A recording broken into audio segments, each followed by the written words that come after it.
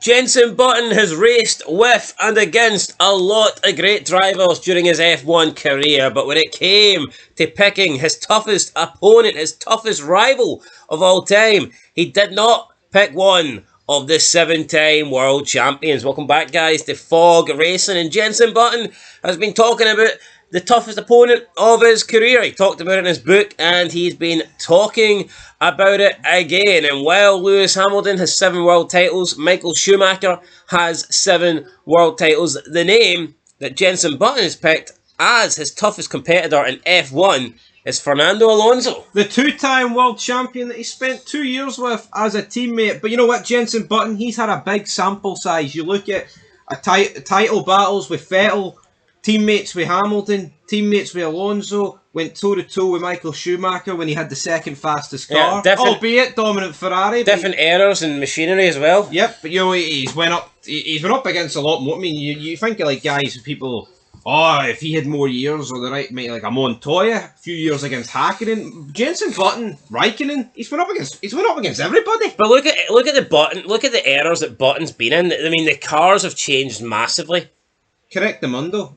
I mean, you look at some of these newer drivers, let's say, the cars, I don't think the cars have changed that much in, let's say, since 2016, 17? Yeah, I'd say 14. 14 was the big change, and ever since then, it's been...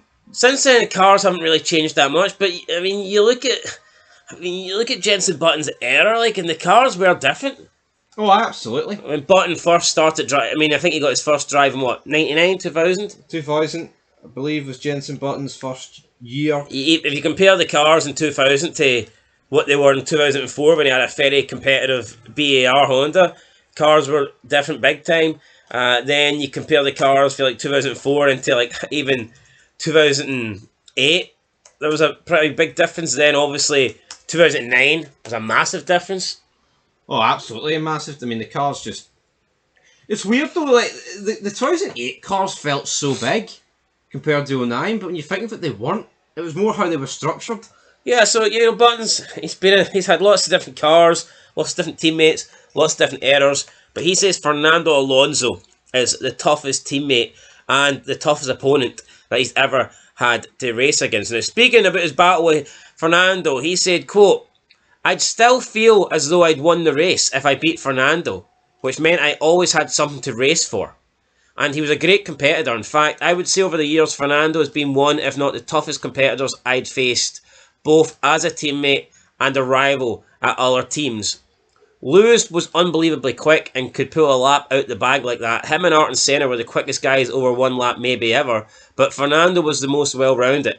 I know even if I outqualified him, he'd still be tough to beat in the race. He's really nice on the outside, really affable and approachable, but beneath that, he's a very tough competitor who will do anything to beat you.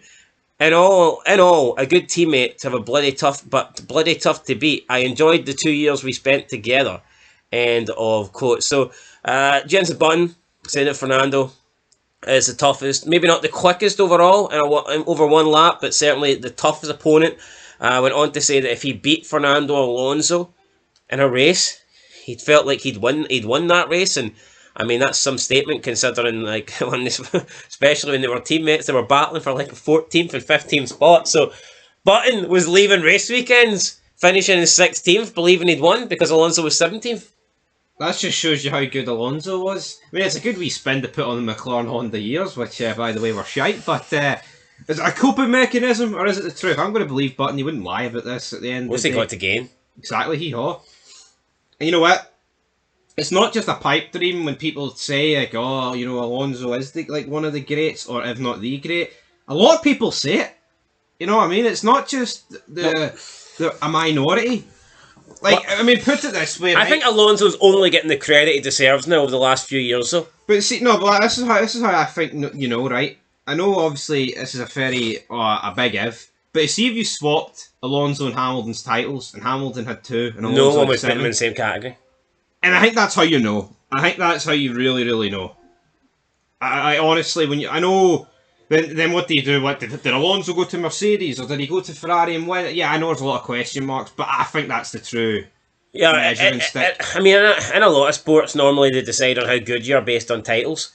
But I mean, you look at F1, I think the fact that Alonso is considered the greatest, if not one of, and he's got a lot less titles than some of the other guys that are up there, I think that shows you just how good he is. No, absolutely. And here, I hope Alonso can get one more run in a race-winning car. I mean, Vettel's got double the amount of titles as Alonso. I don't think anybody would consider. Yeah, Vettel, especially the last couple of years of Vettel's career, just went off the boil, didn't Like, he? Vettel and Max have the same amount of titles already.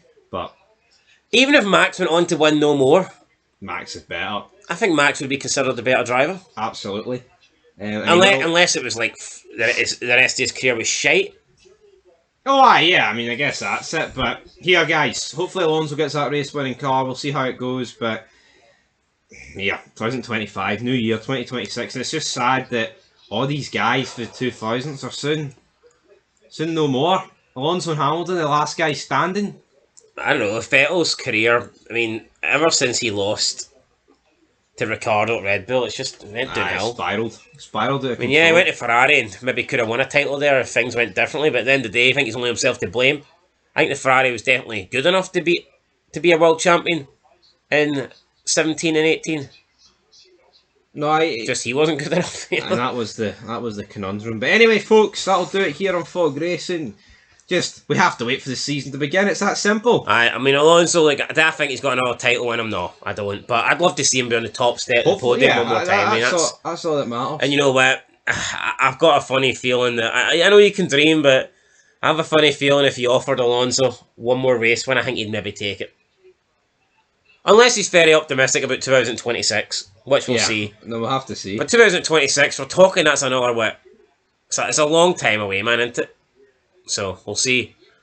We'll see what happens. Anyway, guys, that's it. Till next time. Peace.